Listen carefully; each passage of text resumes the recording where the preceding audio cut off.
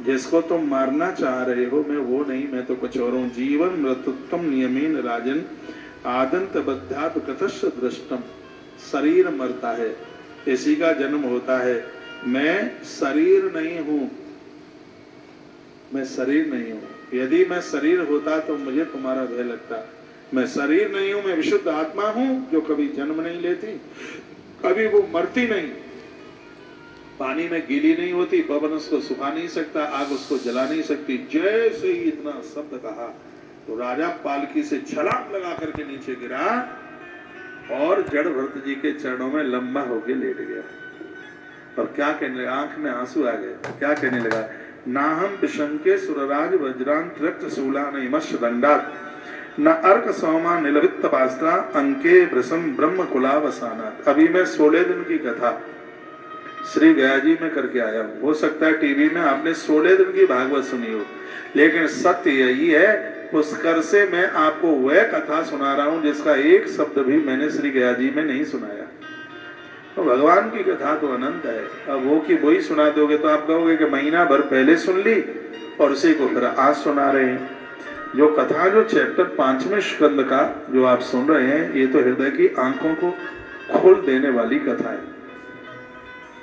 क्या कहा कि मुझे इंद्र के वज्र का भय नहीं है, मैं कभी महादेव जी के त्रिशूल से भी नहीं डरता, यमराज के दंड से, मुझे अग्नि सूर्य चंद्रमा वायु और कुबेर के अस्त्र शस्त्रों का कोई भय नहीं है।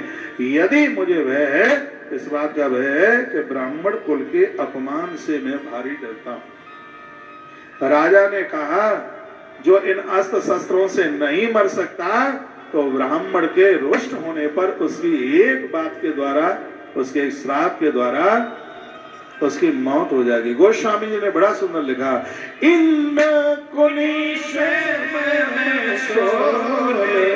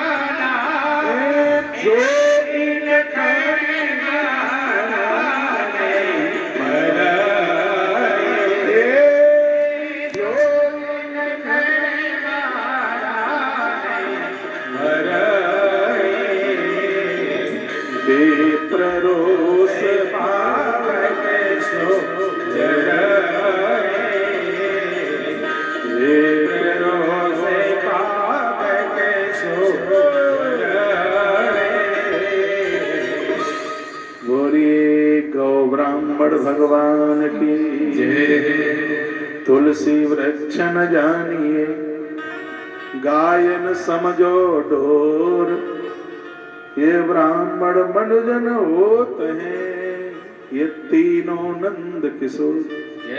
ये तो साक्षात भगवत रूप है। ब्राह्मण जाति ही नहीं, ये व्यापक तत्व है। बेस कम करके बोलिए, जिस धातु से विष्णु शब्द बना है उसी धातु से ब्राह्मण बना है, इसलिए वंदनीय है, ये पूज्य है। वो चरणों में गिर पड़ा। राजा ने कहा,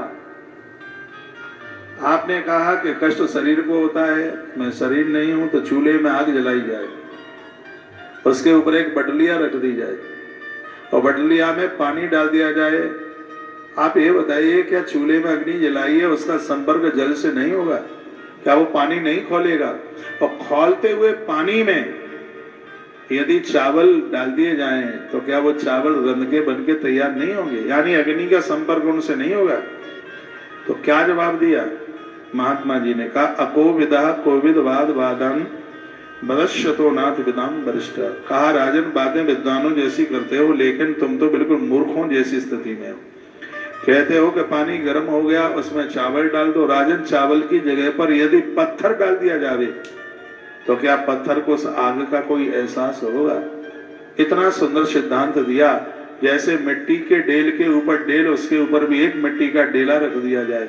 जैसे ऊपर के मिट्टी के डेल का वजन नीचे के मिट्टी के डेल को नहीं लगता, उसी प्रकार से जो पालकी बनी है जिसमें तुम बैठे हो वो भी एक लकड़ी से बनी है, लकड़ी मिट्टी में से पैदा हुई है। उसमें एक रघुगढ़ नाम का राजा बैठा है, वो भी एक मिट्टी के डेल में ही है, क्योंकि पृथ्वी का तत्व उसके अंदर भी है। धरती पर एक जड़ भरत नाम का व्यक्ति चल रहा है, जिसके कंधे पर पालकी रखी, पालकी में राजा बैठा, तो वो जड़ भरत भी एक मिट्टी के डेल की ही सदृश है। जैसे मिट्टी का वजन मिट्टी के डेल को कभी भी नहीं लगता, उसी प्रकार से जड़ भरत रूपी मिट्टी के डेल को और राजा रघुगढ़ रूपी मिट्टी के डेल का वजन बिल्कुल भी नहीं लगता। कमाल पे चरणों में गिर पड़ा राजा, चरण पकड़ लिया और कहा कि आप मेरा उद्धार कीजिए, मेरा कल्याण कीजिए। नमो नमः कारण विग्रहाय स्वरूपतो श्रीकृत विग्रहाय नवो वधूता ध्वज बंधु लिंग निगूढ़ नित्यानुभवाय तुभ्यम। स्तुति शुरू। भगवान मैं आपको नमस्कार करता हूँ, आपने जगत का उद्धार करने के लिए ही ये देह धारण किए, शरीर धारण किया है, मैंने समझ लिया है। आंख में आंसू आ गए। गुरुदेव मैं भटक गया हूँ, मेरा कल्याण कीजिए। तब महात्मा जड़ भरत ने क्या कहा, राजन तुम मुझे नहीं पहचान पाए, तुम वही हिरण के बच्चा हो और मैं वही भरत हूं। तुम्हारा लालन पालन मैंने किया, तुम मुझे छोड़ करके चले गए। मैं साधु जीवन जी रहा था, मैंने सोचा कि जो मेरे सानिध्य में आया है उसे इस पशु योनि से मुझे मुक्त करना है। तुझे मुक्त करने के लिए मुझे इतने रूप धारण करने पड़े। शिष्य का कल्याण करने के लिए महात्मा कितने बार जन्म लेता है। गुरुदेव गुरुदेव गुरुदेव, साधु साधु साधु। कहा मैं तो भटक गया, ऐसा कैसे हो गया? तो क्या जवाब दिया है, क्या अद्भुत बात कही, भवाटवी की कथा सुना दी। तो जड़ भरत ब्राह्मण स्वरूप में विचरण कर ही रहे थे, वह ब्राह्मण के घर में ही उनका जन्म हुआ था। तो उन्होंने कहा कि देखिए, यस्मा मेमेशन नरदेव दशवा सार्थम विलुम्पत्य कुनायकम बदात। इतनी अद्भुत कथा है, इस कथा को सुन के आप ताली बजाए बिना नहीं रह पाओगे, इतनी अद्भुत कथा है। भगवान सुखदेव इस कथा को सुना रहे हैं।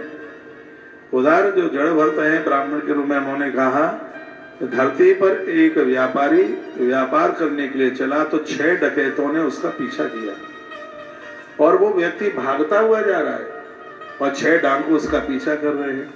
भागता भागता वो बहुत बड़े जंगल में पहुंचा, छिपने को कोई जगह नहीं उसे दिख रही थी। तो उसने अपनी आंखों के सामने एक कुआं देखा, तो कुआं के किनारे पर पहुंचा। कुएं के बगल में एक बरगद का पेड़ था, जिसकी एक डाली कुएं में अंदर गई थी।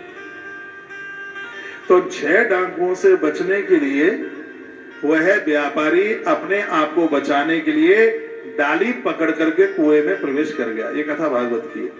अंदर कुएं में प्रवेश कर गया तो उसने कुएं में क्या देखा, कुएं में एक काला नाग फण फैलाए हुए बैठा हुआ है। वो व्यापारी इतना घबरा गया, डर गया, सोचने लगा नीचे कुएं में जाता हूं तो सांप डसेगा। और ऊपर की तरफ देखा तो भी बड़ी दिक्कत थी। जिस डाली के ऊपर वो लटक रहा था, उसी डाली को एक चूहे का जोड़ा बराबर डाली को कतरते हुए जा रहे थे। एक चूहे का रंग सफेद था और एक का रंग था काला।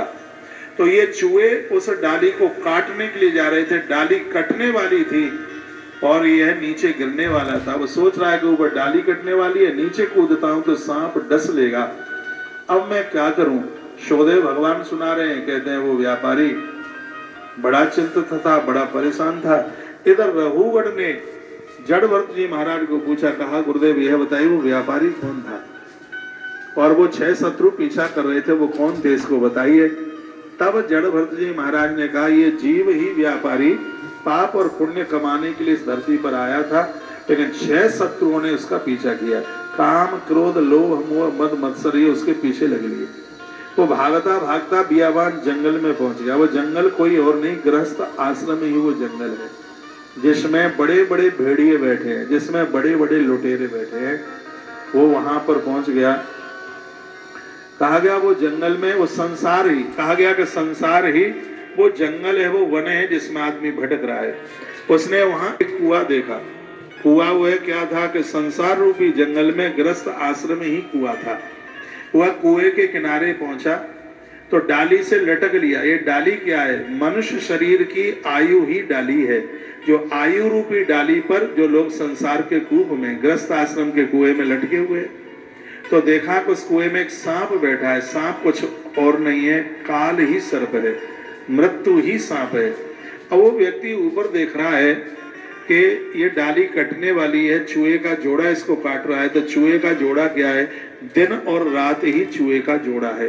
जो सफेद चूहा है वो दिन है और जो काला चूहा है वो रात है। यानी दिन रात रूपी चूहे का जोड़ा आयु रूपी डाली को बराबर कतरते जा रहे, बराबर काटते जा रहे, और वो लटक रहा है। उसका थूतरा ऊपर है। इस पेड़ के ऊपर मधुमक्खी का छत्ता लगा हुआ है। मधुमक्खी का छत्ता। उन 6 डकैतों ने पत्थर मारा तो छत्ता बिखर गया, शहद की बूंदें टपकने लगी। तो मधुमक्खी का छत्ता गया। आपकी रिंकी, टिंकू, पिंटू, स्वीटी, डबली, बबली, ये परिवार के बच्चे, नाती पोते, यही मधुमक्खी का छत्ता है। उसमें से जो शहद टपक रहा है वो क्या है? बच्चे कहते हैं दादी, दादू, बड़ी मम्मा। बड़ी मम्मा खुश हो गई है। यही तो वो शहद की बूंदें हैं। और ये मोह की शहद की बूंदें जब जीभ पर आकर के टपक करके गिरती हैं तो 2 चीजों को ये जीभ भूल जाता है। क्या क्या? एक तो संसार के कुएं में काला सांप बैठा है, यानी मौत डसेगी, इस बात को भूल जाता है। और इस बात को भी भूल जाता है कि तुम्हारी आयु रूपी डाली कटने वाली है। धड़ाम से दिन रात के चूहे आयु रूपी डाली को काटते, धड़ाम से संसार के कुएं में गिरता है और मौत उसका दंशन कर लेती है। काल उसमें फण मार देता है। आए थे हर भजन को ओटन लगे कपास। आए थे देवता बनने के लिए, वो तो नाले का कीड़ा ही बन गए। इसलिए कथा कहती है बड़े भाग्य से ये मनुष्य शरीर मिला है, बड़े भाग मानुषपन। ये तो भगवान की बड़ी कृपा हुई है। इसलिए मौत सबकी खड़ी है संसार में, फण फैलाए, सबको डसने वाली है। इसलिए इसको याद कीजिए। आयु रूपी डाली को दिन रात रूपी चूहे का जोड़ा इसको बराबर कतरता जा रहा है और ये बहुत जल्दी ये कतर जाएगी। ये 6 डाकू अपना पूरा प्रयास कर रहे हैं मारने के लिए। काम, क्रोध, लोभ, मोह, मद, मत्सर, यही तो पीछा कर रहे हैं। बस देखिए, जो डाकू जो गलती करता है उसको भय लगता है कि पुलिस वाले आ जाएंगे, डकैत आ जाएंगे, उनको भय लगता है। और भय किनको लगता है? सरकार का भय किसको लगता है पता है? जिनके पास में जमा पूंजी बहुत ज्यादा है, जिनके पास धन है, रेड पड़ जाएगी, इनकम टैक्स वाले आ जाएंगे, रात को सोएगा नहीं, ताला खोल के जा नहीं सकेगा। यहाँ भी कहा गया है भाई, अपराधों की संपदा जिसने इकट्ठी करके रखी है उनके घर में वो उनका पीछा किया जाएगा, वो बच नहीं पाएंगे।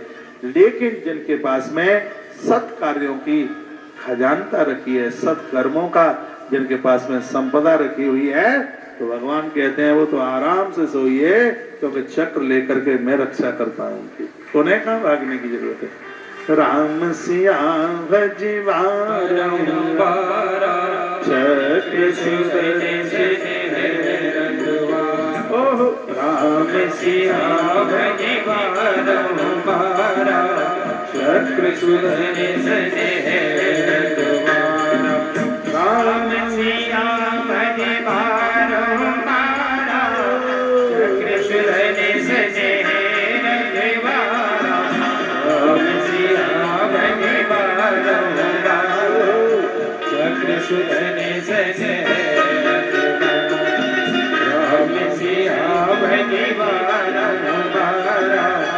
चक्र सुधरे सजे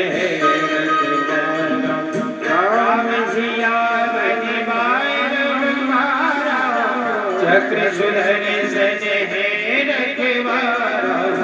राम सिया भजिवारा चक्र सुधरे सजे रखवारा। तो भगवान को भजते रहिए, तो यह भवाटवी से बचने का उपाय बताया गया है।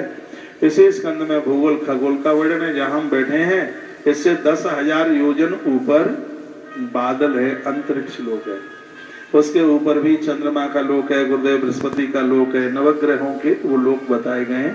पहले मैंने चर्चा आपको की है। माँ भगवती गंगा के अवतरण की कथा कही और फिर नरकों का वर्णन किया गया और वही 5वां स्कंद पूरा हो गया। एक बार बोलिए ओम हरे नमः। आइए अब हम 6वें स्कंद में प्रवेश करते हैं। सबसे पहले अजामिल की कथा का वर्णन है, जो कहना चाहती है अपने बच्चों के नाम है भगवान से जोड़ करके रखिए, नित्य भगवत आराधना कीजिए, ईश्वर की आराधना कीजिए, कल्याण तभी होगा। और इसी स्कंद में बड़ी अद्भुत बात कही है। कहा गया है कि यदि किसी को बीमारी हो गई है, यदि वो परहेज कर ले तो उनकी बीमारी ठीक हो जाएगी। यदि संसार के रोगों से जो ग्रसित हो गए हैं, यदि वो भी सत्संग का परहेज स्वीकार कर ले भैया, वो भी भव रोगों से मुक्त हो जाएंगे। उसके लिए मैं एक श्लोक बोल रहा हूँ। लिखा है नास्नता पथमेवान्नम व्याधो विभवन्ति ही एवं नियम कृत राजन सनई क्षेमाय कल्पते। बहुत ध्यान से सुनिए। भगवान सुखदेव कहते हैं परीक्षित, जो पुरुष केवल सुपथ्य का ही सेवन करता है उसे रोग अपने वश में नहीं कर सकते। ऐसी की सुपथ्य जो पाचन लायक है, ऐसा खाइए जो पच जाए। परहेज कीजिए। आप परहेज करेंगे तो बीमारी बढ़ेगी ही कहाँ। सुनिए आगे की माताएं। सुखदेव भगवान कहते हैं कि जो लोग परहेज से रहेंगे बीमारियां उनके हृदय में अपना घर नहीं बना पाएंगी। वैसे ही परीक्षित, जो पुरुष नियमों का पालन करते हैं वह धीरे धीरे पाप वासनाओं से मुक्त हो जाते हैं और एक दिन उन्हें तत्व ज्ञान की प्राप्ति हो जाती है। तो इसके 9 साधन बताए गए जिसमें व्यक्ति रोगों से और संसार की वासना से बच सकता है, अपना कल्याण कर सकता है। वो 9 साधन आप लिख सकते हैं। 9 साधन हैं जीव के कल्याण के लिए। इस संसार में जो व्यक्ति फंस गया, भव रोग से वो बच जाएगा यदि अध्यात्म के इन 9 साधनों को वो स्वीकार कर ले। 9 साधन क्या क्या है? तपसा ब्रह्मचर्येण समेन च दमेन च त्यागेन सत्य शौचाभ्याम यमेन नियमेन च। 9 है। नंबर 1 क्या क्या है इसमें? सबसे पहला है तपस्या। तपस्या को उपवास व्रत में लिया गया है। 8 दिन में, 15 दिन में, महीने में एक आध बार व्रत उपवास कीजिए। कल एकादशी है।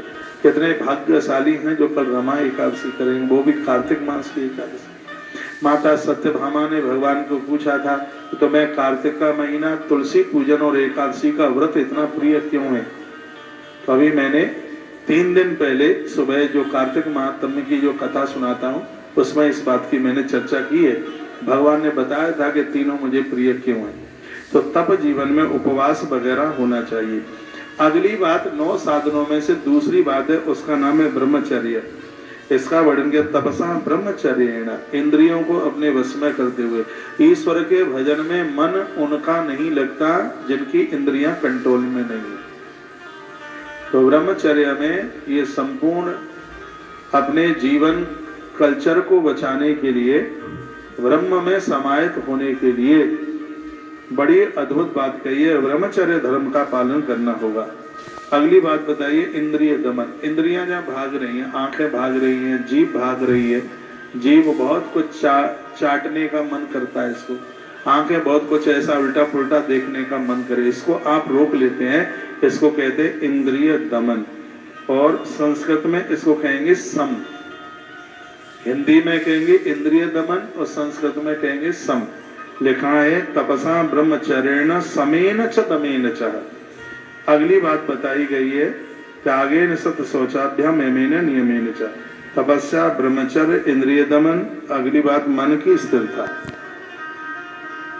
और अगली बात बताई गई है दान, देने की भावना। यह है भगवान को प्राप्त करने के 9 परम साधन बताए गए, जिसमें एक दान भी है। और अगली बात कही गई है सत्य। सत्य तो कभी समाप्त ही नहीं होता। शरीर की हर इंद्रिय से सत्य को पहचाना जाए। धर्मन दूसर सत्य समान। आगम निगम पुराण बखाना, वेद पुराण कहते हैं कि सत्य के समान कोई दूसरा धर्म नहीं हो सकता। धर्म के लक्षणों में सत्य की बड़ी प्रशंसा की गई है, इसे स्वीकार कीजिए। फिर कहा गया शौच यानी अंदर बाहर की पवित्रता, और उसके तत्पश्चात 5 प्रकार के यम और 5 प्रकार के नियमों का वर्णन किया गया। इन 9 साधनों से मन, वाणी और शरीर द्वारा किए गए बड़े से बड़े पाप नष्ट हो जाते हैं, ऐसा भगवान शुभदेव कहते हैं। कितना भी बड़ा, बड़े से बड़ा पाप हो, यदि किसी के जीवन में ये 9 साधन आ जाए तो वर्णन किया गया कि जैसे बांस के वन में आग लग जाए, बचेगा नहीं एक भी, सब जलेंगे। रुई के गोदाम में आग लग जाए, पूरा गोदाम जल जाएगा। उसी प्रकार से किसी के जीवन में 9 साधन चल के आ गए हैं, चाहे पाप 1 वर्ष के हैं, चाहे पाप 1000 वर्ष के हैं, सबको जल करके राख ही होना पड़ेगा। इसलिए साधक को चाहिए कि वह इन 9 साधनों को स्वीकार कर ले। अब कथा को कहानी की तरह सुने तो कहानी तो आप घर में भी बैठ करके गीता प्रेस की भागवत ले आओ और कहानी पढ़ लो। कोई बहुत बड़ी नहीं बात, कोई बड़ी बात नहीं है। बड़ी बात तो तब है कि ये कथाएं हमारे जीवन को बदल दें। तो मैं आपको कहना चाहूंगा कि इन 9 साधनों को एक बार आप लिख लें। क्या तपसा ब्रह्मचर्येण समेन च दमनेन च त्यागेन सत शौचाभ्याम यमेन नियमेन च। इसका यह बड़ा अद्भुत वर्णन किया जा रहा है। तो लिखिए क्या क्या है। सबसे पहले तप, उपवास, दूसरा है ब्रह्मचर्य, तीसरा है इंद्रियों का दमन कीजिए, इंद्रियों को अपने वश में कीजिए, चौथा है मन की स्थिरता, मन की चंचलता, मन जप करने से बस में हो जाता है। अगली बात कही गई है दान देने की भावना रखिए। सत्य का मतलब होता है गलत रास्ते का आप चुनाव न करें। सत्य का अर्थ इतना सा नहीं है कि आप झूठ नहीं बोलते। कई जगह झूठ बोलना भी सत्य माना जाता है। कैसे मैं बताऊं। किसी गाय को कसाई उसका पीछा कर रहा है और हम आगे से आ रहे हैं, वो हमें पूछे क्या तुमने गैया देखी क्या, हमारी चंद के भैया बने, कहेंगे नहीं अभी आगे से ही गई है, और गाय की हत्या हो जाए तो समझ लो ये सत्य होने पर भी बहुत बड़ा मिथ्या है। कहा गया है कि सिर्फ आप जीव से सत्य का पालन करते हैं, नहीं, सबसे बड़ा सत्य है आप धर्म का आचरण करते हैं और आपने धर्म के रास्ते का चुनाव किया है, यह है सबसे बड़ा सत्य। इसके लिए कहा गया कि धर्म न दूसर सत्य सम। अगली बात कही है बाहर भीतर की पवित्रता। अंदर की पवित्रता होती है काम, क्रोध, लोभ, मोह, मद, मत्सर, ये अंदर न हो। और बाहर की पवित्रता ये है कि अधर्म और अन्याय का धन अपने घर मत आने दीजिए। जो पाप की रोटियां खाता है उसका अन्न सूतक पातक से कभी मुक्त नहीं होता। मरे गिरे में खाना भी उतना अपवित्र नहीं है। जो लोग रिश्वत की रोटियां खाते हैं उनके पानी को और उनके घर की रोटियों को मल और मूत्र की तरह माना गया। आपके पास धन आता है ये बड़ी बात नहीं है, धन आता कैसे है इसके ऊपर चिंतन होना चाहिए। थोड़े से काम चला लीजिए, लेकिन अधर्म की रोटियों को घर में मत आने दीजिए। ये अधर्म का पैसा आने वाले समय में नाती बच्चों को बर्बाद कर देगा, ऐसा हमारे ग्रंथ ऐसा बोलते हैं। उसके तत्पश्चात दान की बात कही, सत्य, अंदर बाहर की पवित्रता। फिर कहा यम। यम 12 तरह का, यम 5 प्रकार के होते हैं। आप लिख सके तो लिख लें। सबसे पहला है अहिंसा, जीव हत्या मत कीजिए, जीव को मत मरने दीजिए। ये यम नियम 5 है, दोनों को मिलाकर के 10 है। नंबर 1 अहिंसा। नंबर 2 झूठ मत बोलिए। नंबर 3 अस्तेय चोरी मत कीजिए। चोरी तो चोरी है, चाहे आप किसी की जेब काट रहे हैं, चाहे आप बिजली की चोरी कर रहे हैं, चाहे आप टैक्स की चोरी कर रहे हैं, चोरी तो चोरी है। ऐसा व्यापार न करना जिसमें डकैती डालनी पड़े।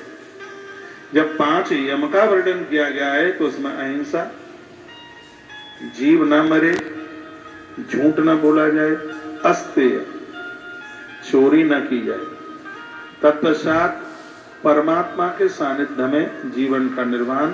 और अगली बात कही अपर ग्रह, जरूरत से ज्यादा चीजों को इकट्ठा न करना। आप वानप्रस्थ जीवन जी रहे हैं, आपके कमरे में कम से कम सामान हो। लेकिन हम देखते हैं आपके घरों में आते हैं, आपकी अलमारियां भरी पड़ी हैं। 70 साल की माँ के पास 75 साड़ियां उसके अलमारी में चिनी हुई रखी होती है। क्या जरूरत है, दाई वाई आपके घर में आती है, उसको दे दो ना, उसके काम आ जाएगा। और जरूरतमंद लोग हैं, परिक्रमा में बहुत लोग बैठे हैं, आपकी साड़ी 1000-5000 रुपए तक की है, जिसको मिलेगी वो अपना बदन ढके।